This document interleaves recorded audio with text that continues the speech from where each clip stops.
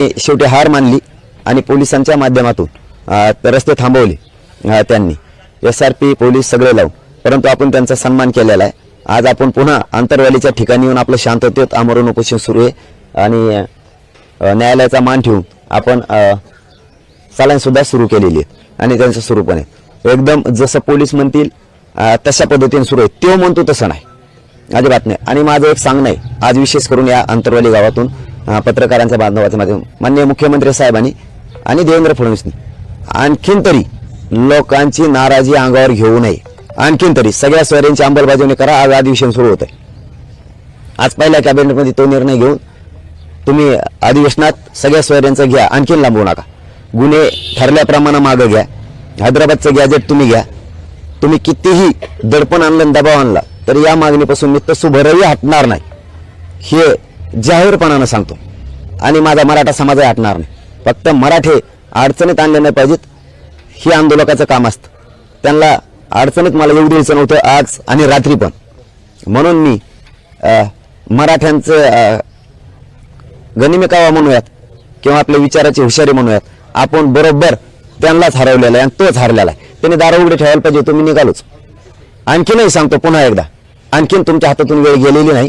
सगळ्या सोयऱ्यांची तुम्ही अंमलबजावणी करा, मराठ्यांची नाराजी अंगावर घेऊ नका, ही माझी तुम्हाला पुन्हा एकदा विनंती शब्द वापरलाय। मराठा ही लाट नाराजीची तुम्हाला परवडणारी नाही। आणि माझ्या उपोषणाबद्दल मी आज 5 वाजता आमरण उपोषणाबद्दल गावकऱ्यांना बोलून घेऊन, गावकऱ्यांशी चर्चा करून, मार लागलेल्या माता माऊलींशी चर्चा करून मी आज 5 वाजता निर्णय घेऊन पुढील काय विषय त्याच्याबद्दल निर्णय घेणार। पाटील, इंटरनेट सेवा बंद करण्यात आलेली आहे। नाही, आता सत्ता हातात असल्यावर तसंच होतं। इंटरनेट सेवा बंद होणार, पेट्रोल पंप रात्री डिझेल बंद होते। आमच्या गाड्या पेट्रोल पंपावरच जवळपास 2,500-3,000 गाड्या आमच्या पेट्रोल पंपावर लटकाल्या होत्या आणि आमची पेट्रोल लय झाले तर पैठणपर्यंत गेले असते डिझेल गाड्याची, कारण आमच्या तरी कोणत्या गाड्याने टाकून आणलेली होती। आम्ही अचानक निघालो होतो, त्याच्यामुळं आमची काही तयारी नव्हती आणि लोकांचे खूप हाल झाले असते। लोक पायी चालत होते, इथून तिथपर्यंत भांबिरेल जाऊस तर रात्रीचे 8 वाजलेले आहेत आम्हाला। म्हणजे लोकांचा विचार करावा लागेल, प्रत्येक वेळेस हप्ता समाज अडचणीत नाही आला पाहिजे। आणि मी योग्य निर्णय माझ्या समाजासाठी घेतलेला आहे। आणखीन दिवस गेले नाही। छत्रपती शिवाजी महाराज सांगतात, एखादा किल्ला जिंकायचा ना सगळा अंदाजा घेऊन जिंका। अचानक आडमुठपणात गेला आणि तो जर कामी आला, तिथं धारातीर्थी पडला तर या स्वराज्याची हानी होणार आहे। एक एक मावळा गरजेचा आहे। तोच मावळा जर कामी नाही आला, धारातीर्थी नाही पडला, तर तोच मावळा थोडं पुढं मागं पुढं सरकून किल्लाच जिंकून दाखवे। तसे हे मराठी पुन्हा किल्लाच जिंकून दाखविणार आहेत। वेळ काळ ओळखायला लागतो आणि शहाणपणाची भूमिका घेऊ। काल तुम्हाला वेळ काळ लक्षात आला नाही का? मग काल तुम्ही ज्या अशा पद्धतीची भूमिका घेतली, त्यानंतर महाराष्ट्रातले अनेक लोक मुंबईकडे निघाले, त्यांना आता परत जावं लागलं। तुम्हाला काल वेळ काळ लक्षात आली नव्हती का ती भूमिका घेताना? त्यांनी दरवाजे उघडे ठेवते ना, आणि लोकांची काय चूक आहे? 16 दिवस झाले इकडे लक्ष द्यायला वेळ नाहीये। लोकांची काय चूक आहे? वेळ काळ त्यांनाच लक्षात यायला पाहिजे होतं। आम्ही किती वेळेस ऐकायचं? न्यायालयाचं ऐकलं, आम्ही सलान घेतल्या, तुम्ही रात्रीत निर्णय बदलिता। कस काय वेळ काळ ऐकायचे आम्ही? कारण बी सांगतो लगेच तुमच्या प्रश्नाला। न्यायालयाने 13 तारीख दिली होती, अचानक 22 घेतली। गुन्हे शांततेत रस्ते रोको झाले पाहिजे, झाले का नाही राज्यात? गुन्हे का दाखल केले काल? मग काय वेळ काळेचा विचार करावा। आणि आम्ही आमच्या पद्धतीनं योग्य शांततेत चाललो होतो। कुठं काही केलं का? आम्ही नाही केलं। मुंबई हक्क नाही का आम्हाला हक्क मागायला जायला? तुम्ही दरवाजे उघडे ठेवले, आम्ही निघालो। तुम्हाला अडवायची काय गरज मग? आणि आम्ही वेळ काळ ओळखला ना, पुन्हा लढू ना। दिवस थोडे गेले बस। आज हातात आहे म्हणून इंटरनेट बंद करताल, तुमच्या हातात पेट्रोल पंप बंद करताल। शेवटी जनताच मालक आहे। तुम्ही ठाम आहेत का नाही राहणार? काय चुकीचा केलाय मी? बदल करा, आम्ही आमची नाराजी काढून टाकू। शब्द तुमच्या प्रश्नाला उत्तर, सगळ्या सोयऱ्यांची अंमलबजावणी करून टाका। आमची नाराजी मागे शब्द घेतो आम्ही, बघा घेतो का नाही। समाजाला मिळालेल्या मोठेपणात काय हरकत आहे? नाही तर मग नाही, मग तुम्हीच घडून आणताय। आता तुम्ही सिद्धच केलं आडून, तुम्ही खरोखर येऊ द्यायला पाहिजे होतं आणि सागर बंगल्यावर स्वागत करू म्हणले तुम्ही करायला पाहिजे होतं। तुम्हाला त्याचा वेगळा अर्थ धरला असेल। तुम्ही इतके लाखात येतात का कोटीत येतात माहित नाही, हे जे तुम्ही अंदाजा लावला होता, तुम्ही चूक केली। तुमचं नाव सागर बंगला उघडा ठेवला असतं आणखीन मोठं झालं असतं। काल मुख्यमंत्री बोलताना असं म्हणाले की मी मुख्यमंत्री असल्याचा कुठेही युगो न ठेवता मी जरंगे पाटलांच्या आंदोलनाला गेलो, त्यांना भेटलो आणि त्यांच्या मागण्या सुद्धा पूर्ण केल्या. मग नंतर ABCD अशा मागण्या वाढत गेल्या, मात्र हे करताना मी इगो ठेवला नाही असं त्यांचं म्हणणं आहे. आम्ही कुठं म्हणलो मुख्यमंत्र्यांनी इगो ठेवला? आम्ही म्हणलो नाहीत. आम्ही प्रत्येक याच्यात बाईटमध्ये आमचं देऊ शकतात तर शिंदे साहेबच देऊ शकतात, पण ते जर त्याचं ऐकून स्टेटमेंट बदलीत असली त्याला आम्ही काय करावं? आम्ही कोणत्या दिवशी म्हणलो की ते देणार नाही? म्हणून अन्याय, म्हणून रोखायचं, म्हणून गुन्हे दाखल करणार, म्हणून तुम्ही आमच्या रात्री लोक उचलणार? हे कुठे शिंदे साहेबाला शोभतंय? मग शिंदे साहेबांबद्दल कोणते बरं शब्द आहे? आणि फडणवीस साहेबाबद्दल तरी कोणचे? पहिल्या वेळेस त्यांनी हल्ला केलता, त्याच्यानंतर आजपर्यंत आम्ही काय बोललो नाही. आता तुम्ही डावं टाकायला लागलात, आणखीन तरी बंद करा. तुम्ही आणखीन तरी डावं बंद करा. तुम्हाला वाटत असेल मग हे माघारी फिरलेत आणि पुन्हा डावं चालू करू, आता चूक करू नका. पूर्वी आंतरवालीत केलं तर ते पुन्हा घडून आणू, ती चूक करू नका. तुम्हाला पुन्हा एकदा सांगतो, तुम्हाला वाटत असं आम्ही आमच्या सुविधा नव्हत्या सोबत, लोक पायी होते याच्यासाठी मागे फिरलो आणि पुढं तुम्ही 16-17 हजार उभा केलेत आणि लोकांना त्रास होऊ नये म्हणून माघारी आलोत. पण याचा अर्थ असा नाही की तुम्ही आंतरवालीची पुनरावृत्ती पुन्हा करायचं स्वप्न बघू नका. होय, झालं ते मागं झालंय. आता बार त्याला फ्लॅट पडू नका. गोडी गुलाबीनं तुम्हाला आणखीन सांगतो, तुम्हाला सगळ्या सोयरींची अंमलबजावणी करायच्या मागे लागा. पहिली मागची सगळी नाराजी समाजावरची धुवून जाईल. हो, हे सुद्धा शब्द माझा लक्षात ठेवा. पण तुम्ही असंच करत राहिलात तर ही लाट नाराजीची अशीच वाढत जाणार आहे. तुमच्या काल जुन्या सहकारी जे होते त्यांनी मुंबईमध्ये पत्रकार परिषद घेऊन आरोप केलाय की आपण पूर्वी राष्ट्रवादीला पाठिंबा दिला होता आणि राष्ट्रवादीच्या स्टेजवरचे आपले राजेश टोपे आणि इतर नेत्यांसोबतचे फोटो देखील त्यांनी काल पत्रकार परिषद घेऊन सर्वांना दाखवलेले आहे. त्यांच्यावर काय बोलायची गरज नाही. आता माणसं काय असतं, ट्रॅपमध्ये गेल्यावर माणूस काय करतो? राष्ट्रवादीला पाठिंबा दिला होता का नव्हता दिला? अरे ते ज्याचा ज्याचा संविधानिक अधिकार आहे. राष्ट्रवादी, शिवसेना, भाजप, काँग्रेस हे असले कुठे चाळे काढीत असतात का? समाजाच्या मध्ये फूट पाडायला, समाजात मिळायला लागलं ते विष घालायला, आणि ते बी मराठ्यांच्याच पोरांना. जायला मला काय बोलायचं नाही त्यांच्यावरती. त्यांचं चालू द्या. आमचं फक्त यांना सांगणं आहे, तुम्ही हे डावं बंद करा. हे पोरं जमा करणं, यांना बोलायला लावणं. फडणवीस साहेब आणखीन तरी थांबवा. हो, तुम्ही आणखीन तरी शाने व्हा, थांबवा हे सगळं. तुम्ही एक माणूस जो धरून नेताय आणि त्याच्याकडून मीडियाच्या माध्यमातून बोलून घेताय, एवढं व्यासपीठ उभं व्हायला आम्हाला 19 वर्ष गेले. एका मिनिटात यांना एवढ्याला उपलब्ध करून द्यायला लागलात तुम्ही चॅनलचे व्यासपीठ. सोपी गोष्ट नाही. तुम्ही आणखीन तरी शाने व्हा. आणखीन बी वेळ गेलेली नाही. जरी पोलिसाच्या हाताने थांबवलं असलं तरी तुमच्या डोक्यातला गैरसमज तुम्ही काढा. तुम्ही आणखीन तरी त्या लोकांचा वापर करू नका. याला धरून आण, त्याला मीडियात घ्यायला लाव, त्याला धरून आण, मीडियात बोलायला लाव. यांनी तुमचं राजकीय करिअर घडणार नाही. मराठ्यांची नाराजीची लाट अंगावर पुन्हा घेऊ नका. मी माझा तर 5 वाजता निर्णय घेणारच आहे आता आमरण उपोषणाचा. तुमच्या काही सहकार्याला रात्री ताब्यात घेण्यात आलेलं आहे. 4 सहकार्यांना जालना पोलिसांनी ताब्यात घेतलं. गृहमंत्री सोडतील ना, गृहमंत्री सोडतील. त्यांची काय तुमची भूमिका आहे त्यावेळेस? सोडावंच लागेल. काहीच केलं नाही कोणी. तुम्ही अन्याय नाही करू शकत मराठ्यांवरती, अजिबात नाही करू. तेच सांगितलं त्यांना. तुम्ही ह्या पत्रकार परिषदा राज्यात घ्यायला होता, एक जमा करून हे बंद करा. हे अटक करायची बंद करा. तुम्ही खोटे गुन्हे दाखल केलेत कालच्या ह्याच्यात, तेही बंद करा आणि सगळ्या स्वारीचा मागा लागा. त्याच्यात काय करता येईल हे मराठ्यांशी आंदोलकाशी बोलून तोडगा काढा. ही थोडे दिवस आता सत्ता, पुन्हा मराठ्यांची नाराजी अंगावर घेऊ नका. तुम्ही शहाणे असताना तर तुमच्या हातातून दिवस गेलेले नाहीत. नाराजी धुवून जाईल, सगळ्या स्वाऱ्यांच्या मागा लागा. लोक अटक करायच्या मागा लागाल आणि माझ्या विरोधात हे एक गोळा करून मीडियाच्या माध्यमातून आरोप करायला लागत तर तुम्हाला आणखीन की नाराजीची लाट रोखणार नाही. मग पाटील, असं बोललं जात आहे की तुम्ही राष्ट्रवादी पक्षाच्या सपोर्टिंग आहात, राष्ट्रवादी पक्षाचं काम करत. काल तुम्ही त्याच्याविषयी काहीच बोलला नाहीत, असाही संबंध महाराष्ट्रातून बोलण्यात येत आहे. आम्ही कालच सांगितलं मीडियाच्या बांधवात, मी कोणत्याच पक्षाला गिनीत नाही, मी मराठ्याला गिनीतो. याच्यापेक्षा काय बोलायला पाहिजे? आणि सपिटून फिपिटूच काय संबंध आहे? दाखवा ना. क्राईम ब्रँच तुमच्या हातात आहे, नेट तुमच्या हातात आहे. एखादा फोन आलेला, एखादा मला तर आधी म्हणले फडणवीस साहेबांचाच मला ही आहे पाठबळी, नंतर म्हणले एकनाथ शिंदे साहेबाचं, नंतर म्हणले शरद पवार साहेबांचं, नंतर म्हणले उद्धव ठाकरे साहेबाचं, नंतर म्हणले राज ठाकरे साहेबाचं, नंतर म्हणले बच्चू कडूंच आहे, त्याच्यानंतर म्हणले काँग्रेसच आहे. काहीच नाही निघालं ना. हे आरोप करावे लागतात. एकच उदाहरण देतो आणि थांबतो. साष्ट पिंपळगावच्या वेळेस आंदोलन उभा राहील त्यावेळेस म्हणले भाजपचा सपोर्ट आहे, कारण त्यावेळेस महाविकास आघाडीच्या विरोधात मी बोलत होतो दनादन, कसलाच विचार नाही केला.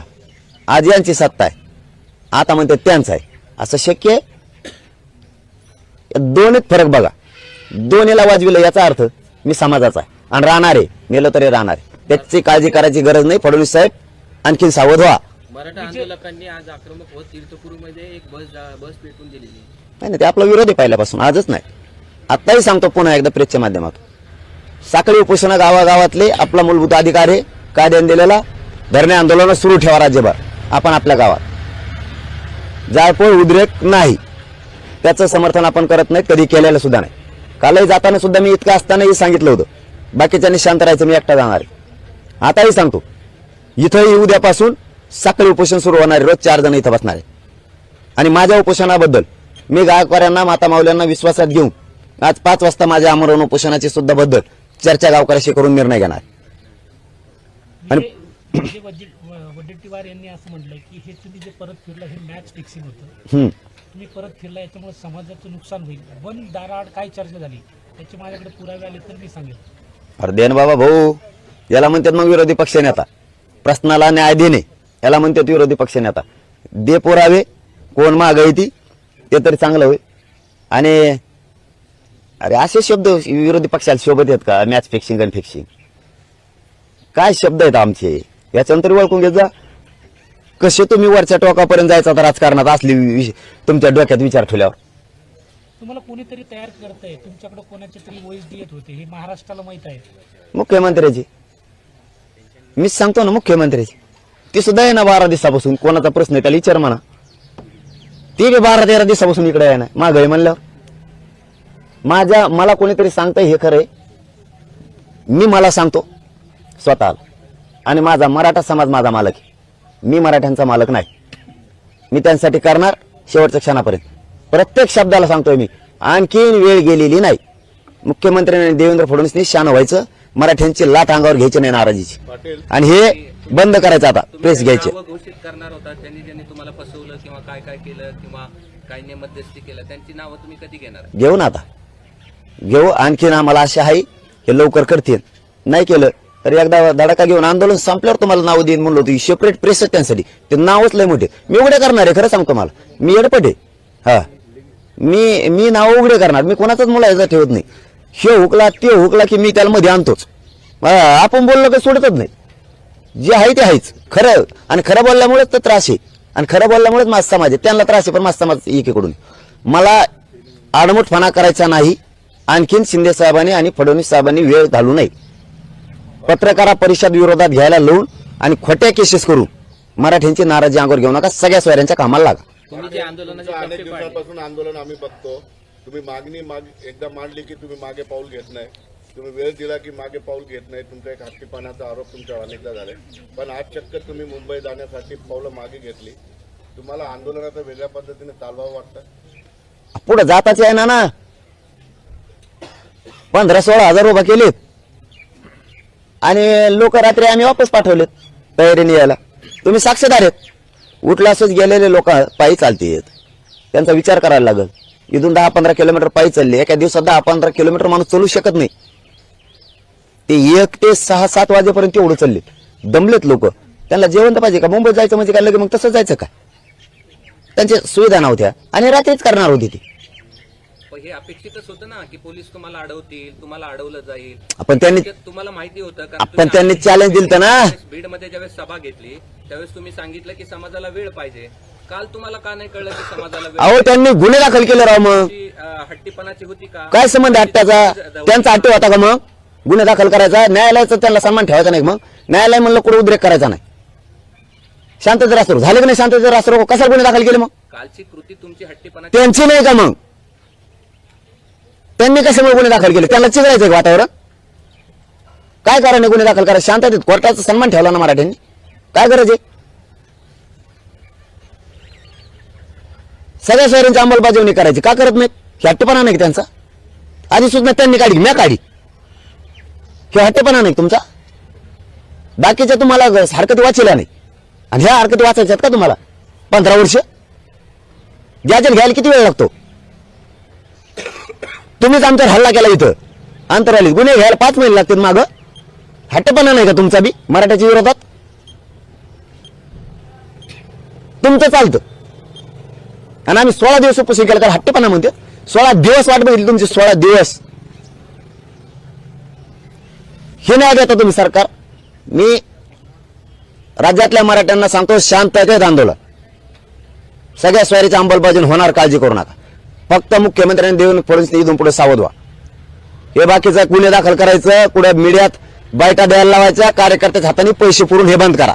नाराजी ओढून घेऊ नका आणि सगळ्या स्वाऱ्यांच्या मागा लागा. आणखी नाराजी धुवून जाऊ शकती. नसता घोडान मैदान जवळ आहे. तुम्ही जे आंदोलनाचे टप्पे पुकारले, आता 1 तारखेला तुम्ही बैठक बोलावली, सगळ्या आमदार खासदारांना मंत्र्यांना आमंत्रित केलंय, 3 तारखेला मोठा रास्ता रोको केलाय, हे सगळं होणार आहे का आता?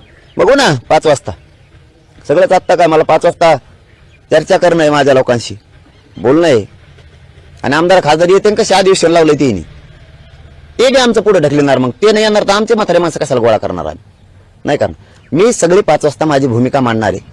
आम्हाला शांतता ठेवायची राज्यात आणि आता आम्ही शांतता ठेवलेली. गृहमंत्र्याची जबाबदारी होती आता शांतता ठेवणं, आम्ही जनता म्हणून ठेवली. कोर्टाच्या सुद्धा हे लक्षात येत आहे. तुमच्या 4 ते 5 सहकाऱ्यांना पोलिसांनी ताब्यात घेतलेलं आहे. तुम्हाला असं एकटं पाडण्याचा प्रयत्न सुरू आहे का? असं एवढा मोठा समाजात माणूस एकटा पडत नसतो. फक्त गृहमंत्र्यांनी मनातला गैरसमज काढून टाकणे. महागारी गेलेत म्हणजे काय, आता याचं परिवर्तन उलट करा. पर्याय देतो. सगळ्या स्वाऱ्यांच्या अंमलबजावणीच्या मागा लागा. नाराजी धुवून जाईल. हे डोक्यातून काढून टाका. महागारी गेले म्हणजे काय झालं? बारीक छोटासा समाज असता ठीक होतो. शेवलय मोठा आहे, हे रोखणं सोपं नाही. मग तुम्हाला चान्स आहे. तुम्ही सगळ्या स्वाऱ्यांच्या मागा लागा. आमचा आम्हाला द्या. आमची तुमची काय दुश्मनी नाही सरकारची. आम्हाला आमच्या जातीसाठी पाहिजे. आमचा आम्हाला द्या. आमचं आंदोलन बंद होतंय. चला, धन्यवाद. कालपर्यंत प्रत्येक तुमच्या शब्दाला मान देणारे मुख्यमंत्र्यांनी शब्द पलटवला आहे. नाही पलटू शकत.